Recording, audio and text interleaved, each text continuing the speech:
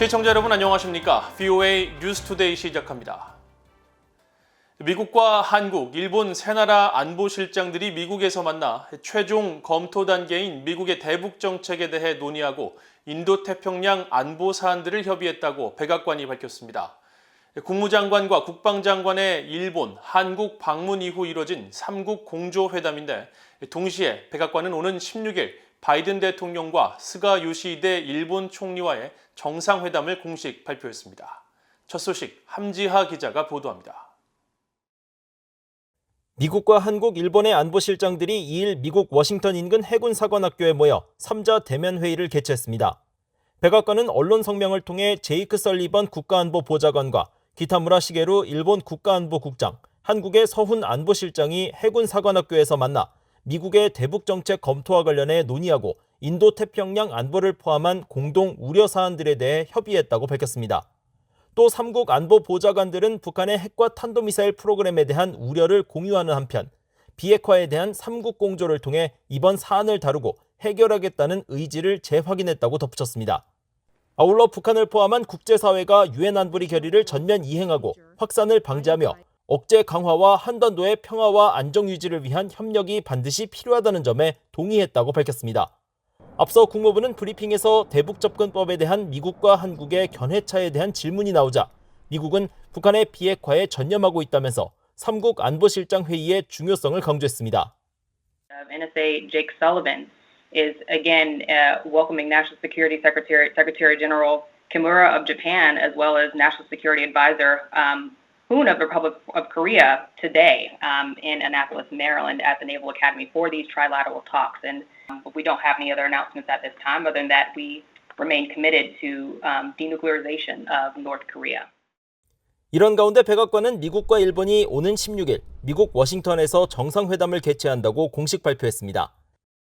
바이든 행정부 취임 이후 처음 대면 방식으로 개최되는 이번 정상회담에서도 북한 문제는 주요 의제로 다뤄질 것으로 전망됩니다. President Biden looks forward to welcoming Prime Minister Suga to the White House on the Japanese Prime Minister to the White House on Friday, April 16th. This will be our first in-person visit from a foreign leader in the Biden-Harris administration, reflecting the importance we place on our bilateral relationship with Japan and our friendship and partnership with the Japanese people. 한국 언론들은 4월 중 또는 6월 주요 7개국 G7 정상회담 전 미한 정상회담 가능성을 보도하고 있습니다.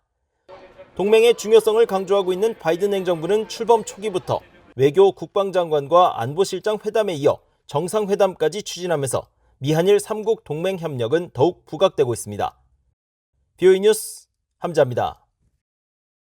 바이든 행정부가 대북 정책 검토 과정에서 미국 의회와도 광범위한 논의를 거친 가운데 한반도 문제를 다루는 주요 의원들의 제언이 정책에 얼마나 반영될지 주목됩니다. 의원들은 대체로 북한 문제와 관련해 다자 공조와 압박 유지를 강조하고 있습니다. 이조은 기자가 보도합니다.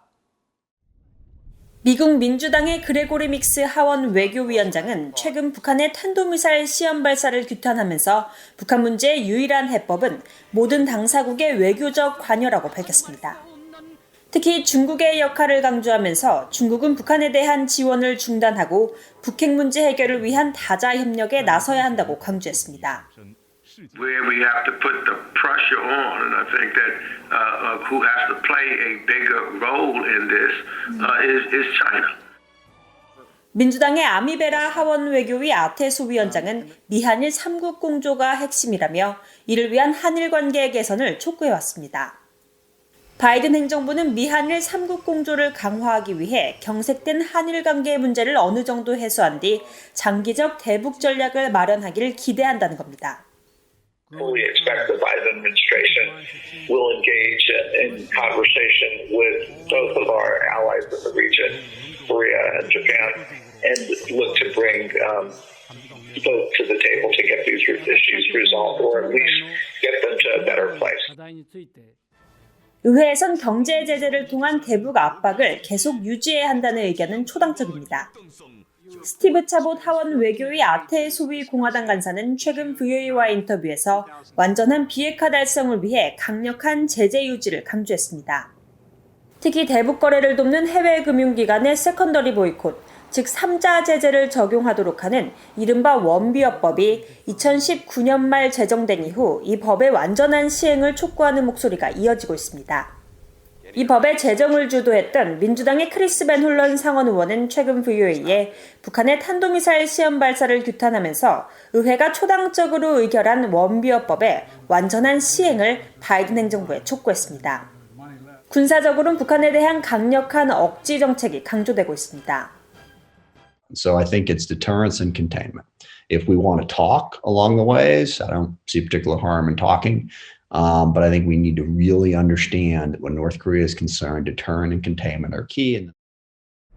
이런 가운데 하원에서는 일부 의원들이 바이든 행정부에 북한의 인권 유린 문제 해결의 중요성을 강조하면서 국무부 북한 인권 특사 임명과 미북 이상가족 상봉 추진을 촉구하고 있습니다.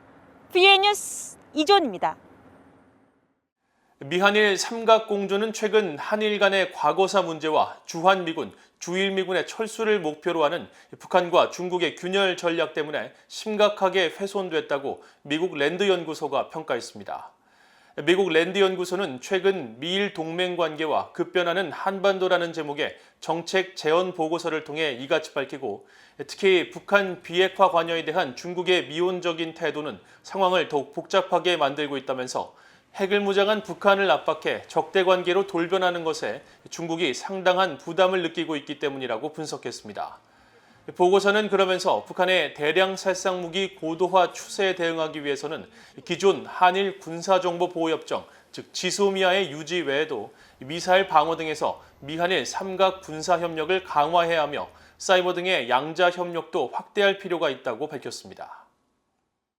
북한이 자금 세탁과 테러 자금 조달 등에서 세계 금융체계에 큰 위협을 가하고 있으며 강화된 조사와 대응 조치가 필요하다고 영국 재무부가 밝혔습니다.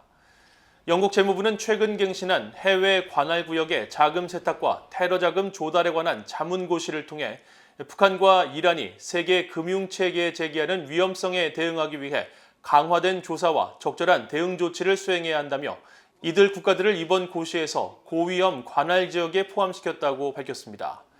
영국 재무부는 이번 고시가 지난 2월 25일 국제기구인 자금세탁방지기구가 권고한 내용에 따라 전략적 결함이 있는 관할 지역을 재조정한 것이라며 새로운 고시가 기존 모든 고시를 대체하게 될 것이라고 설명했습니다.